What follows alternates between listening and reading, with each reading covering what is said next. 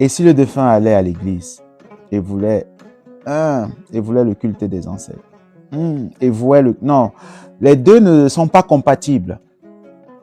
Les deux ne sont pas compatibles. Vous ne pouvez pas être religieux et en même temps traditionnaliste. De la même façon que vous ne pouvez pas être juif et musulman. Vous ne pouvez pas être juif et chrétien. Vous ne pouvez pas être chrétien et musulman. Vous ne pouvez pas être chrétien et juif. Ce n'est pas compatible. C'est du syncrétisme. Ceux qui le font doivent savoir que les ancêtres ne les écoutent pas. Si vous allez dans la forêt sacrée et le lendemain vous allez dans une église, vous allez annuler ce que vous êtes parti prendre.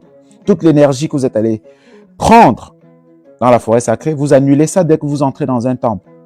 Parce que le rôle des temples, c'est de vous sucer en énergie. Je parle des temples religieux. Hein. Voilà. Si vous entrez dans une église, vous vous déchargez de votre énergie. Parce que les égrégores qui sont invoqués dans ces temples, de un, n'ont jamais existé. Voilà. Allez chercher ce que veut dire égrégore. J'ai fait une publication là-dessus où j'explique vraiment de fond en comble ce que c'est. Dans les églises, on vous suce en énergie. Vous n'êtes pas conscient de ça parce que vous avez l'impression que quand vous entrez dans une église, alors voilà, vous vous sentez en paix. Non. Vous vous sentez déchargé. Quand vous allez avoir l'éveil spirituel, vous allez comprendre que ce que vous pensez que c'est la paix, là, en fait, c'est plutôt l'absorption de votre énergie, du peu d'énergie que vous avez. Parce que en 24 heures,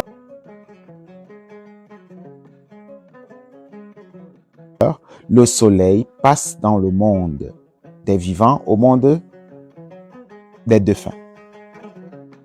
Et même ceux qui ne pratiquent aucun rite traditionnel reçoivent un peu d'énergie par,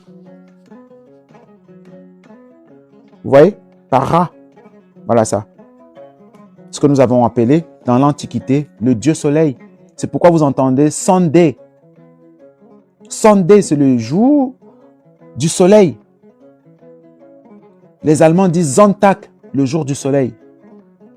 Donc, en français, ils ont dit dimanche pour nous marmailler. Mais comprenez que le culte qui était voué le dimanche, c'était le culte du soleil. Voilà. Donc, pour ceux qui vont évoluer spirituellement, vous allez absolument apprendre à faire des vitalisations solaires. Vous allez apprendre à vous charger d'énergie de telle manière que quand vous travaillez pour vos ancêtres, pour les ramener ou pour les élever, d'accord, que l'énergie les atteigne. Je prends un exemple. Si vous avez un ancêtre qui a été religieux, alors il est dans une bulle de l'autre côté. Il est dans une bulle. Pour que vous faites des libations qui vont les atteindre, ça va vous prendre beaucoup de temps. Ça peut vous prendre plusieurs mois. Pourquoi pas des années? Parce que ils ont déjà perdu leur mémoire étant vivants. Donc, en quittant ce monde, ils pensaient être des musulmans, des chrétiens, des juifs, etc. Donc, ils n'ont aucun relais dans ce monde-là. Il n'y a personne qui peut les aider dans ce monde-là. C'est encore nous, les vivants, qui pouvons travailler à percer les bulles en leur faisant des libations puissantes, en s'énergisant nous-mêmes afin de pouvoir les délivrer. Donc, à un moment de mes lives, vous serez obligés, ceux qui voudront continuer à me suivre, à vous abonner parce qu'il y a des choses que je ne vais pas dire ici. Il y a des choses qui sont réservées à ceux qui vont s'abonner. Voilà, ce sont des abonnements de 1, 2, 0, je crois.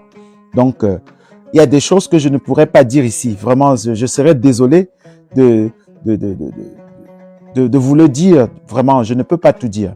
Mais sachez dès à présent que tous les ancêtres ne doivent pas être vénérés. Donc, les libations que vous faites pour les défunts, ce n'est pas toujours de la vénération. Ce sont des libations pour percer d'abord les bulles dans lesquelles ils sont enfermés. J'appelle ça les bulles religieuses. parce qu'on les a enterrés dans des endroits hostiles comme des cimetières religieux, des cimetières chrétiens. On va dire ici, vraiment, je serais désolé de vous le dire. Vraiment, je ne peux pas tout dire. Mais sachez dès à présent que tous les ancêtres ne doivent pas être vénérés. Donc, les libations que vous faites pour les défunts, ce n'est pas toujours de la vénération. Ce sont des libations pour percer d'abord les bulles dans lesquelles ils sont enfermés. J'appelle ça les bulles religieuses. Parce qu'on les a enterrés dans des endroits hostiles comme des cimetières religieux, des cimetières chrétiens ou musulmans.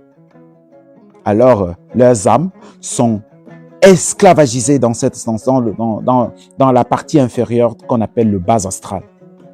Ils font le combat des gens qui les ont soumis à leur religion, à leur dogme. Et j'appelle désormais ces religions-là des religions diaboliques. Parce qu'on leur a soumis à un Dieu des armées d'Israël, à un Dieu de la colonisation, c'est-à-dire un Dieu qui a pris la terre de Canaan pour donner aux Hébreux, qui a pris la terre des gens pour donner à un peuple qu'il a appelé son peuple, le peuple élu. Voilà, donc vous n'avez rien à voir avec ce Dieu-là. Je vous rappelle ici que ce Dieu-là, que vous l'appelez Elohim, Yahweh, Zeus, Allah, c'est une entité qui n'a jamais existé. C'est un égrégore. Ce sont des égrégores fabriqués de toutes pièces qui se meuvent à chaque fois que vous prononcez leur nom, qui s'agrandissent avec vos énergies. Donc, à chaque fois que vous prononcez les noms de ces dieux-là, donc il faut déjà arrêter de le faire. Moi, je vais trouver des sobriquets. Je vais plus dire Jésus, Mohamed, Allah, Elohim, Yahweh. Il faut arrêter de prononcer ces noms parce qu'à chaque fois que vous les prononcez, si vous n'êtes pas éveillé spirituellement, vous êtes en train de vous décharger en énergie. Comprenez qu'un égrégore, c'est comme un nuage qui se crée tout petit et qui se meut, qui s'agrandit au fur et à mesure que ce nom est prononcé. Je vais prendre un exemple d'égrégore. Michael Jackson, par exemple. Ceux qui ont créé l'égrégore Michael Jackson, d'accord, utilisaient les énergies des gens qui croyaient en Michael Jackson. Des gens qui vénéraient Michael Jackson comme un dieu. Jusqu'à ce que Michael Jackson se rende compte de ce qui est fait avec ce nom-là et décide de s'en défaire et d'être sacrifié. Je vais aller plus loin. Ceux qui aiment le football, les idoles que vous avez là, vous en faites des égrégores. Maintenant, quels sont ceux qui contrôlent cet égrégore-là, ces égrégores? Ce sont ceux qui ont créé le football. Comprenez que ce sont des cercles vicieux. Voilà, donc désormais, vous allez comprendre ce que veut dire un égrégore. Donc, dans le judaïsme, le christianisme et l'islam, tous les noms que vous prononcez, jusqu'au nom de ce qu'ils appellent les prophètes, ce sont des égrégores. Parce que si vous rentrez un peu dans les recherches, vous allez découvrir que toutes ces entités-là n'ont jamais existé. Mohamed, Jésus, Moses, avant Moïse, Salomon, David, Moïse, Abraham, Noé, pour ne citer que ceux-là, sont des égrégores, ils n'ont jamais existé sur cette terre. Et je vais vous expliquer la différence entre ces entités-là et les entités divinisées africaines. Que dans l'Antiquité, ils ont donné des noms tels que Atum, Ra, Osiris, Isis, Horus, Pat, Thoth, etc. Toutes ces entités-là sont des émanations de notre propre transcendance spirituelle. Ce ne sont pas des dieux qui vivent. Certains pourraient même dire que c'est une mythologie. Mais là, nous sommes dans le spirituel, dans le vaudou. Écrivez, il y a combien de divinités dans le vaudou? Il y a combien de divinités chez les Yoruba? Il y a combien de divinités dans tous nos cercles initiatiques?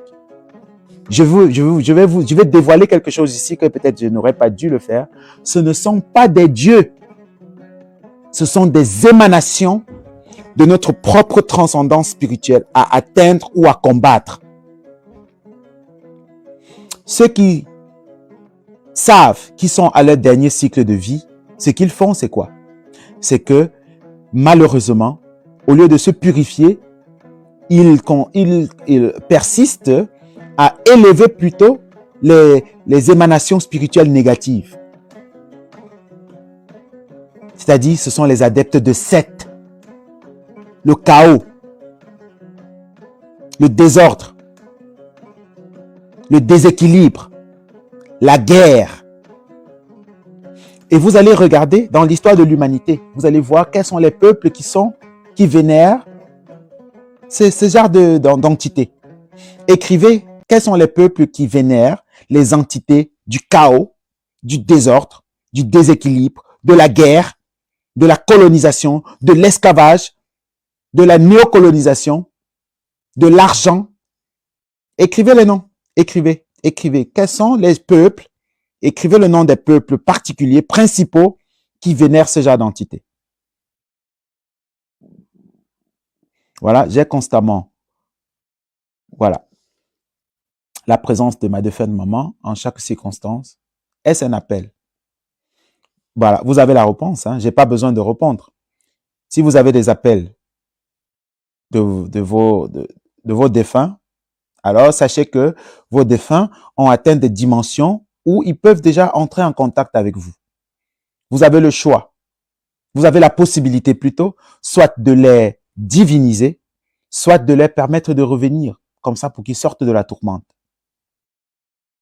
Vous pouvez leur permettre de revenir. Les sémites, chameaux et occidentaux. Bravo, on va applaudir pour ça.